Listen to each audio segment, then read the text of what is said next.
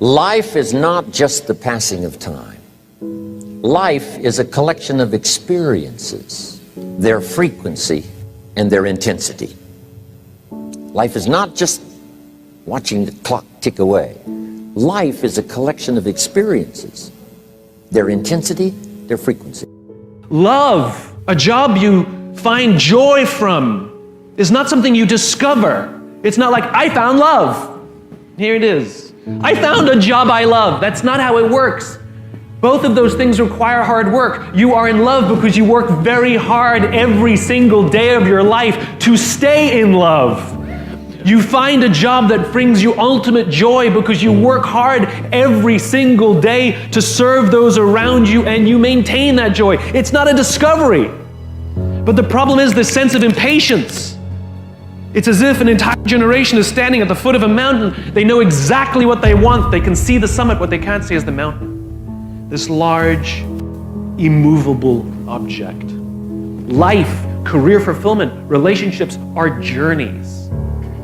The problem is, this entire generation has an institutionalized sense of impatience. And do they have the patience to go on the journey to maintain love, to feel fulfilled? Or do they just quit and on to the next, dump and on to the next, ghost and on to the next? God didn't bring you in this world to be average. God didn't bring you in this world to wake up and die one day and just be another person that lived and died and didn't do anything significant in this world. You're still alive. So therefore, God is not done with you. You're still here. God has a plan for your life. God has things in mind for you beyond anything you could ever imagine. But you know what I discovered? When you're working at your dream, somebody said the harder the battle, the sweeter the victory. Oh, it's sweet to you. It's good to you. Why? See, when it's hard and there's a struggle, see, what you become in the process is more important than the dream. That's far more important. The kind of person you become, the character that you build, the courage that you develop, the faith that you're manifesting. Oh, it's something that you get up in the morning, you look yourself in the mirror, you're a different kind of person. You walk with a different kind of spirit. And people know that you know what life is, that you have embraced life. You knew it was hard, but you did it hard. Key phrase: self-protection leads to mediocrity. Self-service leads to fortune. Self-investment leads to fortune. Look, if you want to get rich, you want to be really successful. When I say rich, I'm not talking about money. I'm talking about a rich life, freedom, time with family, choices, get to do what you want. You get to move where you want, go where you want, do what you want. My dad died when he was 52 years old. My dad worked his whole life to provide for 5 kids and his wife, and he did his job, and then he died. That's not the program I want to get on. Is that the program you want to be on? My dad died, he bought his dream house 9 months before he died. He leaves 2 10-year-old boys, one of me. I'm a twin. 2 10-year-old boys, never got to enjoy us. I never got to enjoy him. Why? Because he worked so hard with no concept of freedom. He had a good job, he made some money, but he is basically imprisoned in his thinking that work is hard. It's a bigger dream waiting for you, just waiting for you to step into it. To step into it. Your life is big. Your life is huge. And we spend so much time wanting to be in somebody else's life.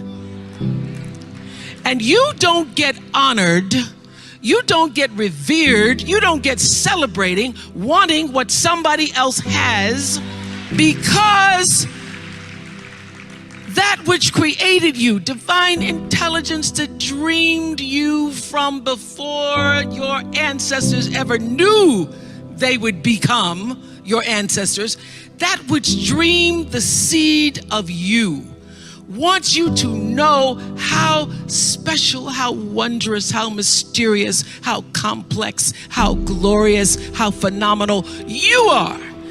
And you get no credit messing in somebody else's territory or trying to have power over something you have no control. Another one of my favorite teachings is The Wizard of Oz. When the Wicked Witch of the West says, go away from here because you don't have any power here, you have no power in any territory other than your own. Oh, but you are the master of that. You get to be the master of your own fate.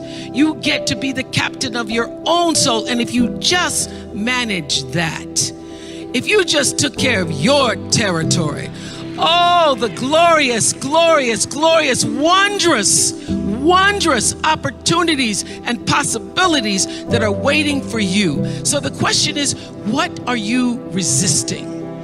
What are you pushing against? What are you not allowing?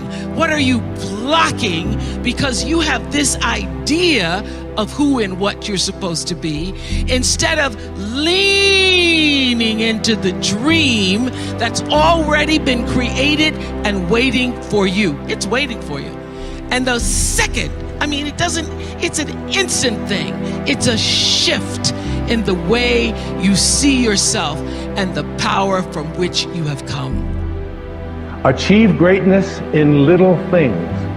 Take on difficulties while they are still easy. Do great things while they are still small. The sage does not attempt anything very big and thus achieves greatness. Greatness comes from being in the moment, here, present, in the now. The sage confronts difficulties, but never experiences them. This is the idea of thinking small. And finally, I'd like to see you change from this thought. Change from seeing yourself as separate to seeing yourself as connected to everyone and everything in the universe. I sat and read an essay called The Whole Man by Abraham Maslow. And Maslow was the first person that I'd ever seen in the field of psychology who spoke about we should not be assessing who human beings are and what they're capable of doing based upon what's missing or what's wrong or what they can't do or their weaknesses. We shouldn't study neurology or neurological disorders. We shouldn't study how psychotic people are or how neurotic they are. We should look at the greatest achievers who've ever walked among us, know that they all came from the same intelligence, and recognize and help people to find that within themselves.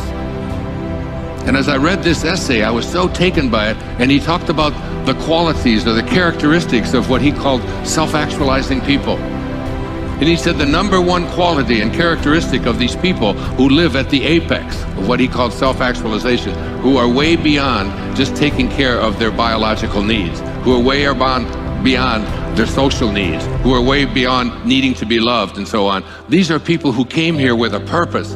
These are people who have a dharma. These are people who won't let anyone else determine what it is they're going to be. He said the number one quality of these people is that they are independent of the good opinion of other people.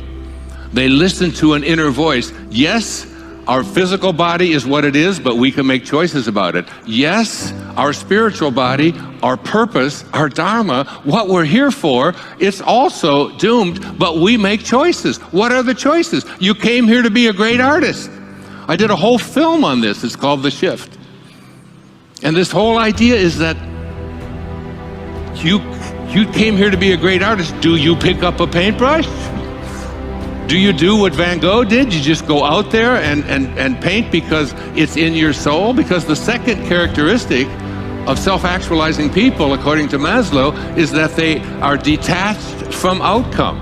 They don't do what they do because of what result is going to come to them, because of how much money they're going to make, how much prestige they're going to get, how big their business is going to grow. That is not what motivates self-actualized people. What motivates self-actualizing people is, this is my calling.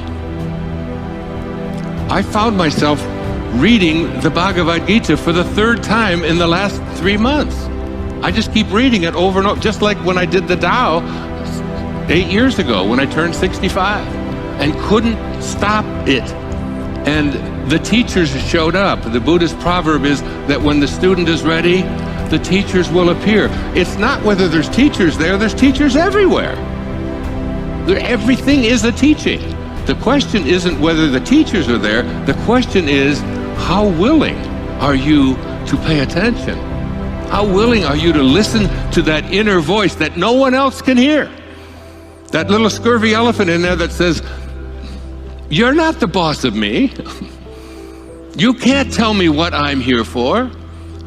You have to, it takes a kind of fearlessness, because fear is such an omnipresent force in our lives. I do what I do because of the passion I feel. I am not here because of what you paid me to be here for. I am not here because of any need that I have to sell another book. I am not here for anything external to myself. I am here because I have a passion within me.